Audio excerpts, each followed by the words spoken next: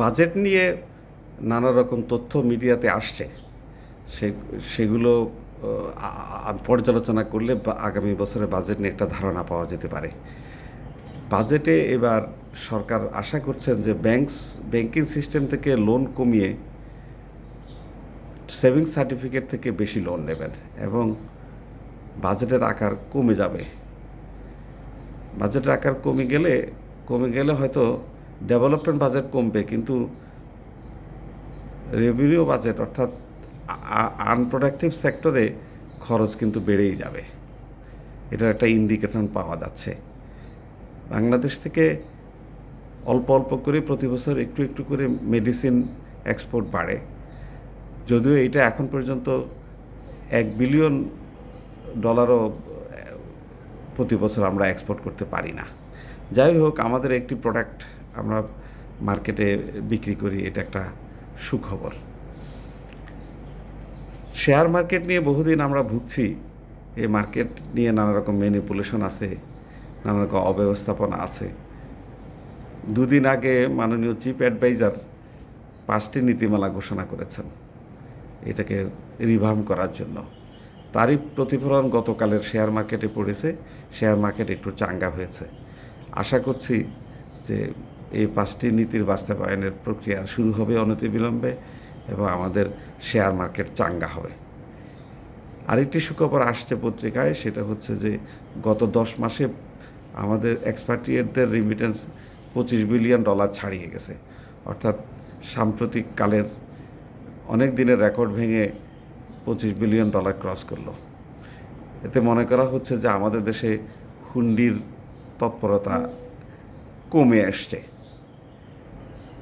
গতকাল আরেকটি রিমার্কেবল কাজ হয়েছে, সেটা হচ্ছে যে সরকার নতুন অর্ডিন্যান্স প্রণয়ন করেছেন, যেটাতে ট্যাক্স পলিসি এবং ট্যাক্স ব্যবস্থাপনা এই দুটোকে আলাদা করে ফেলেছেন। যদিও এটা নিয়ে রেভিনিউ অফিসারদের তীব্র প্রতিবাদ আছে, কারণ তাদের বক্তব্য হচ্ছে যে যেভাবে আইনটি করা হয়েছে তাতে অ্যাডমিনিস্ট্রেশন ক্যাডারের অফিসারদেরকেই বিভিন্ন পদে পদায়ন করা হবে, তাতে তাদের এক্সপার্টিজকে বিবেচনায়, রেভিনিউ ডিপার্টমেন্টের অফিসারদের এক্সপার্টিজদেরকে বিবেচনায় নেওয়া হচ্ছে না। যদি এইভাবে চলতে থাকে, রেভিনিউ ডিপার্টমেন্ট অসন্তুষ্ট থাকে এবং শুধুমাত্র আলাদাই করা হয়, তাহলে যে কারণে IMF-এর চাপে NBR-কে 2 ভাগ করা হলো, সেটার ফলাফল কি আমরা পাবো? আমার মনে হয় না।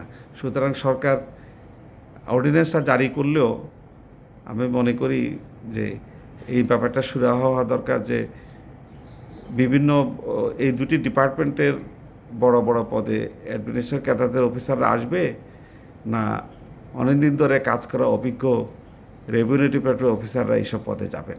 এই ব্যাপারটা সুরাহা হওয়া দরকার। এটার সাথে আসলে আমাদের টোটাল অ্যাডমিনিস্ট্রেশনের সব ক্যাডারেরই যে অসন্তুষ্টি আছে, অ্যাডমিনিস্ট্রেশন ক্যাডারকে একটু বেশি প্রেফারেন্স দেওয়া হয় প্রমোশনে, পোস্টিংয়ে, বিভিন্ন সুযোগ সুবিধায়, এগুলোরই আসলে সুরাহা হওয়া দরকার। রিফর্মের এই সরকার, ডক্টর ইউনূসের সরকার যদি এদিকে একটু দৃষ্টি দেন, তাহলে আমাদের এই রেভিনিউ ডিপার্টমেন্টের এই অসন্তোষ নয়, সারা বাংলাদেশের অনেক কর্মকর্তাদের, অনেক ক্যাডারের অসন্তুষ্টির সমাধান হতে পারে। আশা করি সরকার এদিকে একটু দৃষ্টি দেবেন। ধন্যবাদ।